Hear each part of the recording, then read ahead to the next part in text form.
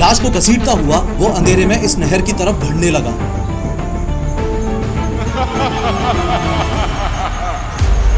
Truck drivers को मार के उनकी किडनी निकालने का धंधा बना लिया था इसने। ये फर्जी नाम से टैक्सी बुक करता और ड्राइवर को मौत के घाट उतार देता। और सबसे खौफनाक बात, ये खून पैसों के लिए नहीं बल्कि अपने मजे के लिए करता था। एक बार नहीं बल्कि दो बार ये बंदा पुलिस वालों को चूना लगा के जेल से भाग गया और पुलिस वाले कुछ नहीं कर पाए। अपने कन्फेशन के दौरान इसने कबूल किया कि 50 हत्याओं तक तो मुझे याद है और उसके बाद मैंने काउंट करना ही बंद कर दिया था।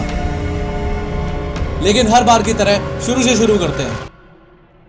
बात साल 1958 की है। उत्तर प्रदेश के अलीगढ़ में इस पुरानी गांव में देवेंद्र शर्मा का जन्म हुआ था। ये वही बंदा है जो आगे चल के डॉक्टर डेथ के नाम से जाना जाएगा। देवेंद्र शर्मा कोई बहुत अमीर परिवार में पैदा नहीं हुआ था, लेकिन वो ज्यादा से ज्यादा पैसा कमा के उनको एक अच्छी लाइफ देना चाहता था। देवेंद्र शर्मा ने अपनी बेसिक एजुकेशन पुरानी गाँव से ही पूरी की, क्योंकि बचपन से ही देवेंद्र शर्मा पढ़ाई में काफी अच्छा था। इसलिए अपनी 12th क्लास की पढ़ाई पूरी करने के लिए उसने पुरानी गाँव छोड़ के अपनी बहन के पास बुलंदशहर जाने का फैसला किया। अपनी स्कूलिंग खत्म करके देवेंद्र शर्मा ने डिसाइड किया कि वो एक आयुर्वेदिक डॉक्टर बनेगा। फॉलोइंग दिस आयुर्वेदिक डॉक्टर की पढ़ाई करने के लिए उसने पटना में एक यूनिवर्सिटी में एडमिशन ले लिया। यहाँ से उसने BAMS यानी कि bachelor of Ayurvedic medicine and surgery की पढ़ाई की। डॉक्टर्स के मेनली 3 टाइप्स होते हैं। MBBS वाले वो होते हैं जो मॉडर्न मेडिसिन, इंजेक्शंस, सर्जरीज और हॉस्पिटल ट्रीटमेंट से हर तरह की बीमारी ट्रीट करते हैं। BDS वाले सिर्फ टीथ एंड माउथ के स्पेशलिस्ट होते हैं जो कैविटीज से लेकर ब्रेसेस और रूट कैनाल तक सब करते हैं। और BAMS वाले आयुर्वेदा के एक्सपर्ट होते हैं जो जड़ी बूटियां, नेचुरल रेमेडीज और ट्रेडिशनल इंडियन मेथड से पेशेंट्स का इलाज करते हैं। पढ़ाई के दौरान ही साल 1982 में इसने शादी भी कर ली। फाइनली साल 1984 में BAMS की डिग्री पूरी करके वो ऑफिशियली एक आयुर्वेदिक डॉक्टर बन गया। आयुर्वेदिक डॉक्टर बनते ही साल 1984 में उसने खुद का एक क्लिनिक खोलने का फैसला किया और राजस्थान के इस बांदीकुई में जनता क्लिनिक नाम से क्लिनिक खोल के लोगों का इलाज करना शुरू कर दिया। इससे पहले कि हम देवेंद्र शर्मा के हत्या करने के शौक के बारे में बात करें, आपको यह पता होना चाहिए कि उसने ये सारा कुछ शुरू ही क्यों किया। साल 1984 से 1994 तक तो देवेंद्र शर्मा बहुत ईमानदार डॉक्टर था और बहुत शिद्दत से अपनी मरीजों का इलाज किया करता था। सब कुछ सही चल रहा था, लेकिन ज्यादा पैसे कमाने के लालच में साल 1994 में अपने कुछ दोस्तों के कहने पे देवेंद्र शर्मा ने अपनी 10 साल की मेहनत की कमाई को एक गैस सिलेंडर की डीलरशिप में लगा दिया। उसे लगा कि एकदम से ही मेरी एक्सट्रीम ग्रोथ हो जाएगी। फॉलोइंग दिस डॉक्टर ने करीब 11 लाख रुपए उस गैस सिलेंडर की डीलरशिप में लगा दिए, लेकिन बदकिस्मती से ये डीलरशिप एक स्कैम निकली और इस डॉक्टर की सालों की कमाई एक झटके में ही डूब गई। देवेंद्र शर्मा को काफी बड़ा झटका लगा और वो अपना क्लिनिक बंद करके बांदीकुई से वापस अपने घर अलीगढ़ आ गया। डॉक्टर देवेंद्र शर्मा के मन में अब बदले की आग जल रही थी। कुछ महीनों तक उसने अपने आप को इस दलदल में से निकालने का प्लान बनाया और फाइनली उसे अपना पैसा रिकवर करने का एक खौफनाक आइडिया मिल गया। कभी ना फेल होने वाला एक फुल प्रूफ प्लान बनाने के लिए डॉक्टर डेथ ने अपने प्लान को अलग अलग स्टेजेस में रेडी किया। सेकंड और थर्ड स्टेज थोड़ी ज्यादा भयानक है, उनको बाद में देखेंगे।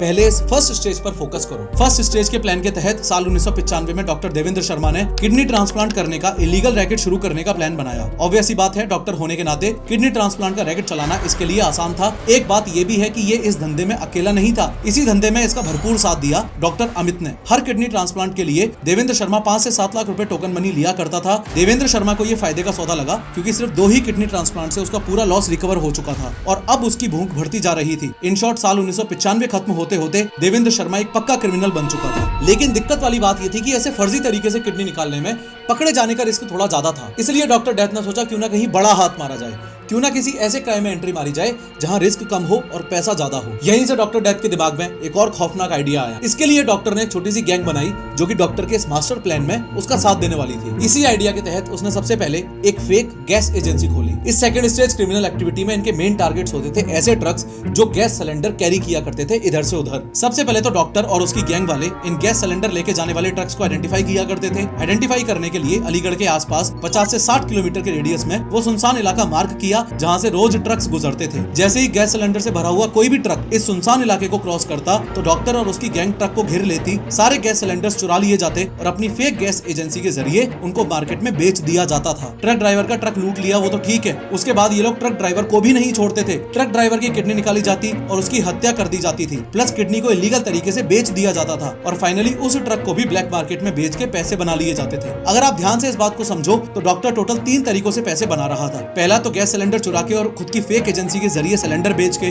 दूसरा ट्रक ड्राइवर की किडनी निकालने के बाद उसको बेच के, और तीसरा ट्रक को ब्लैक मार्केट में बेच के। पैसों की कमी आज ज्यादातर लोगों के लिए प्रॉब्लम है और ऐसे में ये समस्या और बढ़ जाती है जब आप पैसे की बचत ना कर पाओ। मान लो कोई एक्सीडेंट या कोई बड़ी बीमारी दबे पांव आ जाए और बचत के नाम पर खाते खाली हो तो क्या होगा? आज के टाइम में हॉस्पिटल का एक चक्कर आपकी जेबें खाली कर सकता है। कई बार तो हालात ऐसे हो जाते हैं कि बैंक अकाउंट, सारी सेविंग सब खत्म हो जाते हैं। ऐसी मुश्किल घड़ी में काम आता है हेल्थ इंश्योरेंस, जो आपको और आपकी फैमिली को ऐसे समय में बचाएगा। 400-500 रुपए हर महीने के प्रीमियम पर आपको लाखों करोड़ों तक का कवरेज मिल सकता है। साथ ही एक डेडिकेटेड रिलेशनशिप मैनेजर और 30 मिनट्स का क्लेम सपोर्ट भी मिलता है। आज की तारीख में सड़क पर चलना भी मुश्किल हो गया है। एक ही पल में सब कुछ बदल सकता है और कुछ भी हो सकता है। ऐसे में सवाल ये उठता है कि अगर घर के मेन अर्निंग मेंबर को ही कुछ हो जाए तो फैमिली को फाइनेंशियली सपोर्ट कौन करेगा? ऐसे में काम आता है टर्म इंश्योरेंस, जिसमें आप सिर्फ 600 से 700 रुपए पर मंथ प्रीमियम पर करोड़ों तक का प्लान ले सकते हो, जो आपके बाद आपकी फैमिली को फाइनेंशियल सपोर्ट करेगा। कम एज में इसे लेने से प्रीमियम भी कम बनता है और फिर वही प्रीमियम लाइफ लॉन्ग के लिए लॉक हो जाता है। टर्म इंश्योरेंस लाइफ इंश्योरेंस का प्योरेस्ट फॉर्म है, जो आपके ना होने पर भी आपकी फैमिली को फाइनेंशियल कवर देता है, और हेल्थ इंश्योरेंस हॉस्पिटल बिल्स का बोझ कम करता है। लिंक मैंने डिस्क्रिप्शन और पिन कमेंट में दे दिया है। सारे ट्रस्टेड इंश्योरेंस पार्टनर्स को कंपेयर करो और 15 से 25% तक के डिस्काउंट पर बेस्ट हेल्थ और टर्म प्लान अभी की अभी चुनो। भले ही इतने पैसे कमा रहा था, पर अभी भी देवेंद्र शर्मा एक बहुत बड़ी प्रॉब्लम ये फेस कर रहा था कि हत्या करने के बाद इन सब ट्रक ड्राइवर्स की बॉडीज को कहां ठिकाने लगाऊं। फाइनली बड़ी मुश्किल के बाद देवेंद्र शर्मा ने वो जगह ढूंढ ही ली जहां वो अपने काम को अंजाम दे सकता था, यानी कि लाश को ठिकाने लगा सकता था। देखो, ये है अलीगढ़ और ये है कासगंज। इसी कासगंज में एक नहर है, हजारा कैनाल। हजारा कैनाल एक आर्टिफिशियल नहर है जो गंगा रिवर सिस्टम का हिस्सा है, जिसे अंग्रेजों के टाइम किसानों को पानी देने के लिए आर्टिफिशियली बनाया गया था। हजारा कैनाल की लोकेशन और माहौल देवेंद्र शर्मा को हत्या करने के बाद लाश ठिकाने लगाने के लिए एकदम परफेक्ट लग रहा था। क्यों? क्योंकि यहाँ पर हजारों की तादाद में मगरमच्छ हैं। अब ये मगरमच्छ मजे से चटकारे लेते हुए लाशों को फ्री में ही ठिकाने लगा देते थे, जिसकी वजह से देवेंद्र शर्मा के खिलाफ कोई सबूत बच ही नहीं पा रहा था और उसे पकड़ना मुश्किल ही नहीं बल्कि नामुमकिन हो चुका था। काफी लंबे समय तक ट्रक ड्राइवर्स की हत्या का सिलसिला चलता रहा और इस डॉक्टर ने खूब पैसे छापे। लेकिन गजब की बात यह है कि कुछ टाइम बाद इस डॉक्टर को इस सेकंड स्टेज के क्राइम करने में मजा आना ही बंद हो गया। तब जाके उसने अपना पैटर्न चेंज करने का प्लान बनाया, लेकिन इस समय तक वो टोटल 125 से ज्यादा किडनी ट्रांसप्लांट इलीगल तरीके से कर चुका था। ये बात सुन के आपको थोड़ा सा शौक लग सकता है, लेकिन अब डॉक्टर देवेंद्र शर्मा को पैसे से ज्यादा लोगों की जान लेने में मजा आने लग गया था। देवेंद्र शर्मा के इस नए हत्या करने वाले पैटर्न को समझने से पहले एक बार कुछ इंपोर्टेंट लोकेशंस को भी अच्छे से समझ लो। कभी दिल्ली से और कभी गुड़गांव से अपने डेस्टिनेशन कासगंज के लिए देवेंद्र शर्मा अपनी टैक्सी बुक करता था। टैक्सी बुक करने के बाद वो उत्तर प्रदेश में मौजूद इस कासगंज के लिए निकलता था और कासगंज में यहाँ मौजूद ये है हजारा कैनाल, जहाँ वो सारी लाशों को ठिकाने लगा दिया करता था। अब आपने सारी लोकेशंस को समझ लिया है, तो अब इस केस को समझने में आगे और ज्यादा मजा आएगा। अब चूंकि ये बात साल 2000 की है, तो उस समय पे ऐसे एप्स वगैरह से टैक्सी बुक नहीं होती थी। हर शहर में फिक्स टैक्सी स्टैंड्स हुआ करते थे, जैसे रेलवे स्टेशन पे, बस स्टैंड पे या फिर बाजार की किसी आसपास की लोकेशन पे, जहां से इजीली टैक्सी बुक करी जा सकती थी। इसके अलावा लोग ट्रैवल एजेंसीज के थ्रू भी टैक्सी बुक किया करते थे। एजेंसी का बंदा ड्राइवर भेजता था, जो कि मैक्सिमम केसेस में शहर से बाहर जाने के लिए होता था। अब ये देवेंद्र शर्मा भी ट्रैवल एजेंसीज के थ्रू ही अपनी टैक्सी बुक किया करता था। होता कुछ ऐसा था कि ये डॉक्टर सबसे पहले दिल्ली या गुड़गांव जाता था, वहां से ये फर्जी नाम से टैक्सी बुक किया करता था और डेस्टिनेशन में हमेशा हजारा कैनाल के आसपास वाला एरिया ही बताया करता था। ध्यान दो, हजारा कैनाल यानी वही एरिया जो मगरमच्छों से भरा हुआ है। फाइनली आज दिन है पहले टैक्सी ड्राइवर की हत्या का। डॉक्टर ने दिल्ली से एक फर्जी नाम से टैक्सी बुक की और टैक्सी ड्राइवर और ये बंदा कासगंज के लिए रवाना हो गए। रात हो चुकी है। किसी बहाने से डॉक्टर ने इस टैक्सी को इस सुनसान इलाके में रुकवा लिया है। देवेंद्र शर्मा अपने पहले शिकार की हत्या करे उससे पहले आप अच्छे से ये समझ लो कि ये हजारा कैनाल है, ये टैक्सी यहाँ खड़ी हुई है और देवेंद्र शर्मा बस अब उस मौके का इंतजार कर ही रहा है जब वो इस टैक्सी ड्राइवर को मौत के घाट उतारेगा। देवेंद्र शर्मा ने चाकू निकाल के टैक्सी ड्राइवर का गला काटा और अपने शिकार की लाश को घसीटता हुआ इस हजारा कैनाल की तरफ बढ़ना शुरू कर दिया। लाश को इस हजारा कैनाल में फेंकने के बाद खुद इस टैक्सी में बैठ के चला गया। टैक्सी को उत्तर प्रदेश के ही ब्लैक मार्केट में लेके गया और 20 से 25 हजार रुपए में बेच दिया। ये टैक्सी वाले हत्याकांड में तो देवेंद्र शर्मा को गजब मजा आने लग गया था।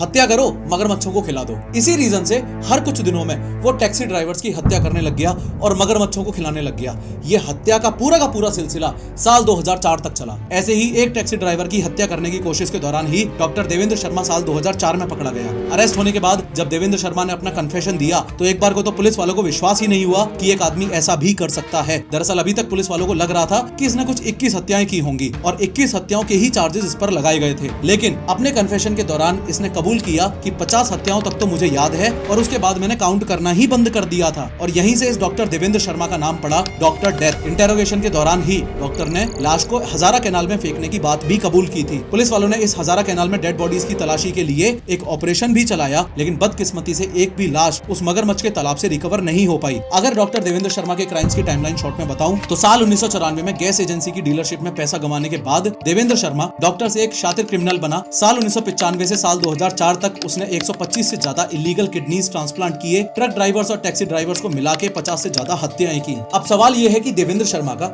इतनी सारी किडनी ट्रांसप्लांट और हत्याओं के रैकेट चलाने के बाद में आखिर हुआ क्या? तो आपको बता दूं कि कोर्ट में केस चला, लेकिन एक भी डेड बॉडी ना मिलने की वजह से और कोई ठोस सबूत ना मिलने की वजह से डॉक्टर देवेंद्र शर्मा को बस 7 ही केसेस में उम्र कैद हुई और एक गुड़गांव के केस में मौत की सजा सुनाई गई। इतनी सारी हत्याओं के बाद भी देवेंद्र शर्मा के खिलाफ कोई सबूत नहीं मिलेंगे भी कैसे? वो तो मगरमच्छ खा चुके थे। मोरोवर 50 हत्याओं की कोर्ट हियरिंग्स के दौरान ही उसके अगेंस्ट किडनी ट्रांसप्लांट का एक मेजर केस राजस्थान के जयपुर में चल रहा था। फॉलोइंग दिस कोर्ट ने डॉक्टर देवेंद्र शर्मा को इसमें उम्र कैद की सजा सुनाई और उसे जयपुर सेंट्रल जेल में रखा गया। अब आपको लग रहा होगा कि डॉक्टर को तो जेल में बंद कर दिया तो कहानी तो खत्म हो गई, लेकिन सरप्राइजिंगली इससे आगे की कहानी और ज्यादा इंटरेस्टिंग है।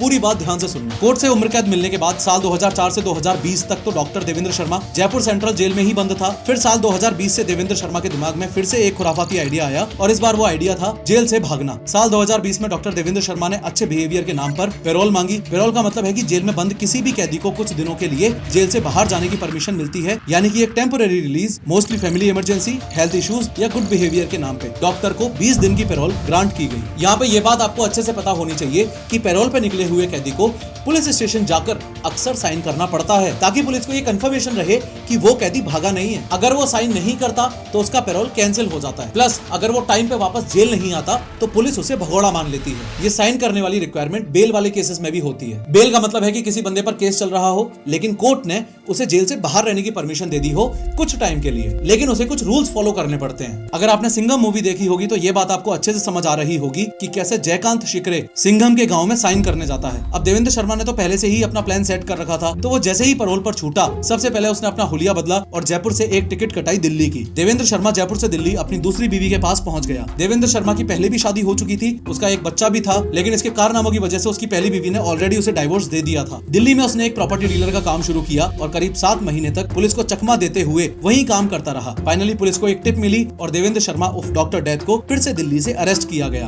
अब की बार पुलिस ने इसको और ज्यादा टाइट सिक्योरिटी वाली जेल में यानी कि तिहाड़ जेल में भेज दिया। मजे की बात यह है कि डॉक्टर यहाँ भी नहीं रुका और एक बार फिर से जेल से फरार हो गया। अब अपने देश में एक रूल है, अगर कोई बंदा एक बार पैरोल से भाग जाता है तो उसे दोबारा पैरोल नहीं दी जाती है, लेकिन पता नहीं क्यों कोर्ट वालों ने उसे दोबारा पैरोल पर रिहा कर दिया। जबकि एक बार देवेंद्र शर्मा पैरोल से ही भाग गया था, तब भी उसके खिलाफ कोई खास स्टेप नहीं लिया और दोबारा से उसे पैरोल दे दी गई। तो क्या यह माना जा सकता है कि सिस्टम को कोई खास फर्क नहीं पड़ता कि हम किस खूंखार क्रिमिनल को पैरोल दे रहे हैं? देखो एक्जैक्टली हुआ कुछ ऐसा था कि साल 2023 में 9 जून को डॉक्टर देवेंद्र शर्मा को फिर से एक बार पैरोल पर रिहा किया गया था। इस बार देवेंद्र शर्मा को टोटल 2 महीने की पैरोल मिली थी, लेकिन यह बंदा जेल से बाहर आते ही भाग गया। अगले 6 महीने तक पुलिस वालों ने हर वो पॉसिबल जगह छान मारी जहां ये बंदा छुपा हुआ हो सकता था। अलीगढ़, जयपुर, दिल्ली, आगरा, प्रयागराज जैसे शहरों में मौजूद इसके हर हाइडआउट पर छापा मारा गया, लेकिन कुछ भी फायदा नहीं हो रहा था। ना तो ये डॉक्टर मिल रहा था, ना ही इसका कोई सुराग मिल रहा था। अब डॉक्टर देवेंद्र शर्मा को ढूंढते हुए करीब 2 साल हो चुके थे। उसकी बीवी का भी फोन टैप किया जा रहा था, लेकिन तब भी कुछ पता नहीं चल रहा था। पुलिस वालों ने तो पूरी उम्मीद छोड़ दी थी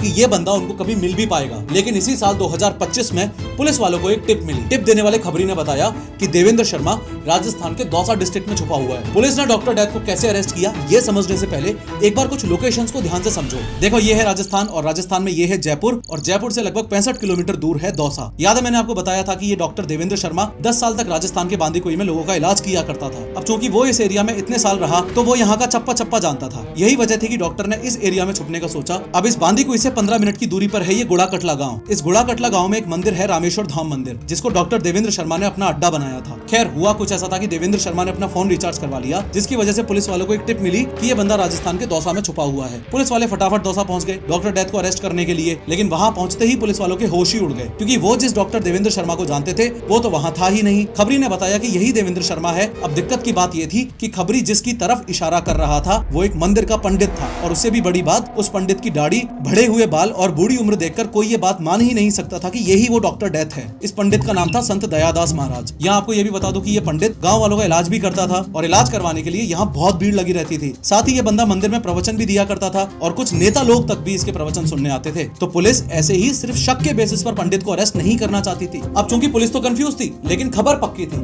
इसलिए पुलिस ने एक ठोस प्लान बनाया। प्लान ये था कि पुलिस यहाँ गांव वाले बन के रहने लगे और उस पंडित की हर एक्टिविटी पर नजर रखने लगे। सबसे मजे की बात, पुलिस वाले उसके प्रवचन भी सुनने जाते थे और उससे दवाई भी लिया करते थे। कुछ दिन गुजर गए, लेकिन कोई सुराग हाथ नहीं लग रहा था और पुलिस वालों को अपना ये प्लान फेल होता हुआ नजर आ रहा था। अब चूंकि नॉर्मली डॉक्टर को पकड़ पाना तो मुश्किल था, क्योंकि उसका लुक काफी ज्यादा चेंज हो चुका था। तो पुलिस वालों ने फाइनली उस डॉक्टर की पुरानी फोटोज और वीडियोस को पंडित की फोटोज से मैच करना शुरू कर दिया। यहाँ एक कैच है, इंसान चाहे कितना भी रूप बदल ले, लेकिन अपनी आंखों और नाक का असली शेप वो नहीं छुपा सकता, क्योंकि ये बदलते नहीं है। और अपनी आंखों और नाक की ही वजह से ये डॉक्टर डेथ पहचानने में आया। अब पुलिस को पक्का यकीन हो चुका था कि ये पंडित ही डॉक्टर डेथ है। बिना देर किए फाइनली पुलिस ने उस डॉक्टर डेथ को अरेस्ट कर लिया। बाद में पूछताछ में पता चला कि मंदिर वालों को एक पंडित की जरूरत थी, पर उनके पास इतना पैसा नहीं था और इस डॉक्टर ने फ्री में काम करने के लिए हाँ कर दिया था। इसी रीजन से गांव वालों ने ज्यादा जानकारी लेना जरूरी नहीं समझा। मोरोवर मंदिर में इसने एक ओल्ड एज होम खोलने के लिए वहां की ग्राम पंचायत से भी परमिशन मांगी थी। मंदिर में इसने हर जगह एसी, कैमरा, टीवी वगैरह सब कुछ लगवा दिया था। अगर ध्यान से देखोगे तो डॉक्टर देवेंद्र शर्मा के इस पूरे केस ने